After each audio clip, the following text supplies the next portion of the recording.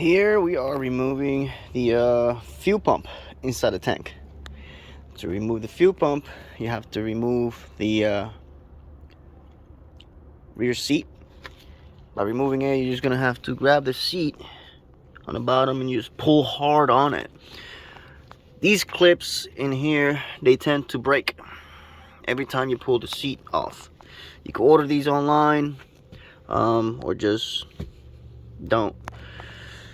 The fuel pump is right here located. You got 3 screws you have to remove.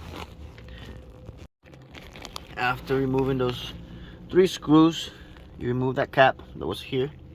You're gonna have 2 plugs and the fuel line. Once you remove these plugs, you're gonna have to push in on the line itself, and then this right here, you're gonna have to push it in. Once you put it shit in, then you pull up on the line. But remember, it's gonna have pressure. So what you wanna do is you wanna cover it up with a towel so you could absorb all that fuel coming out of the line.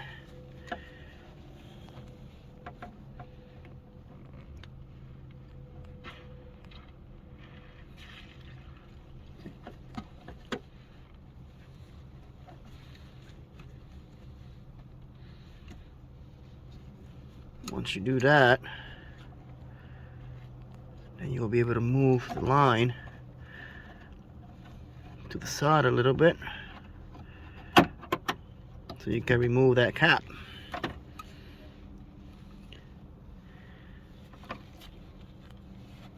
Make sure you dry all that fuel pretty good.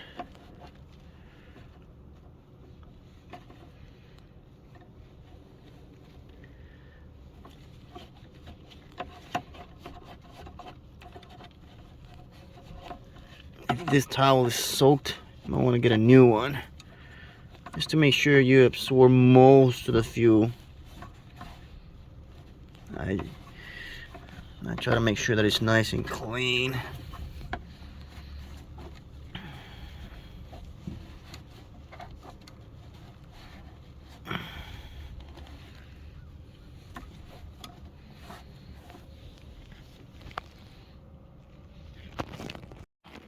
There's a special tool to remove this fuel cap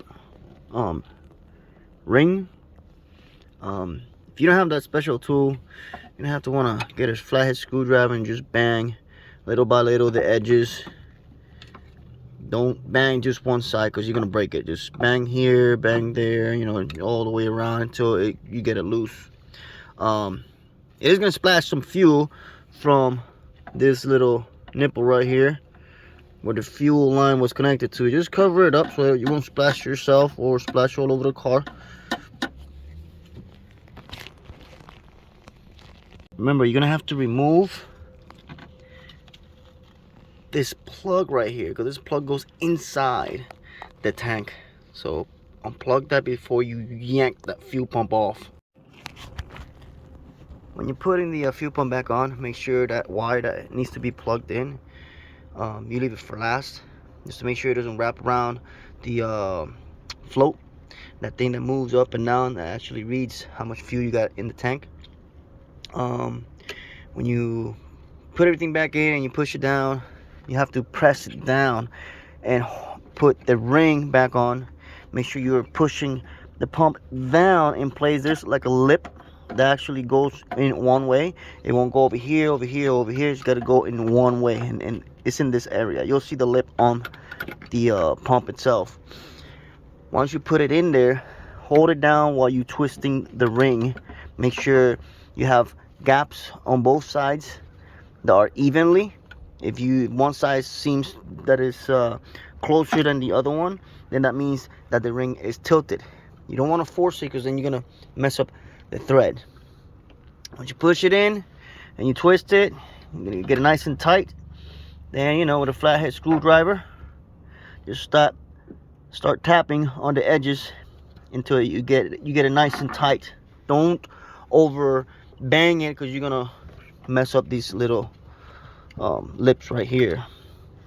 Once you got everything back in, take the cap off, push on to the fuel line, snap right in, then put the plugs back on, and you're gonna put the cap back in. And one of these sides has a lip right here.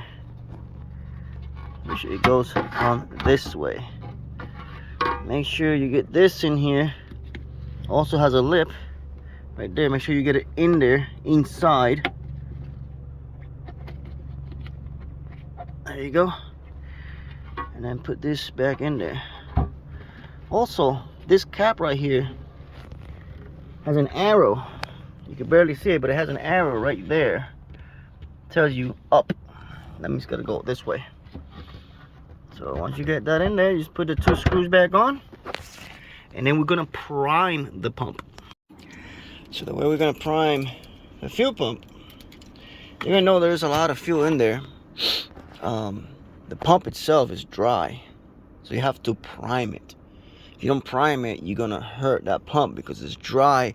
Once you turn on the cars, you're gonna start pumping dried. So what you want to do is you want to put your key in without hitting the clutch or your brake,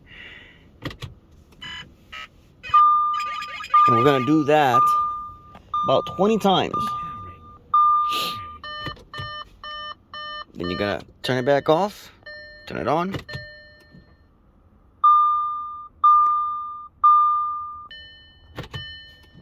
We're at 18.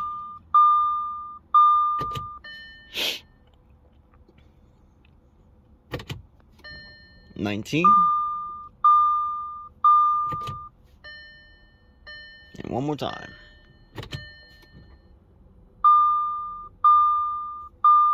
Now remember, there's air in the line, so the car's might not start right away. It's gonna sputter a little bit until it clears out.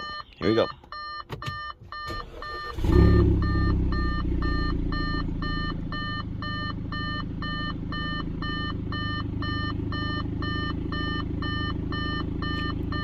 Or not.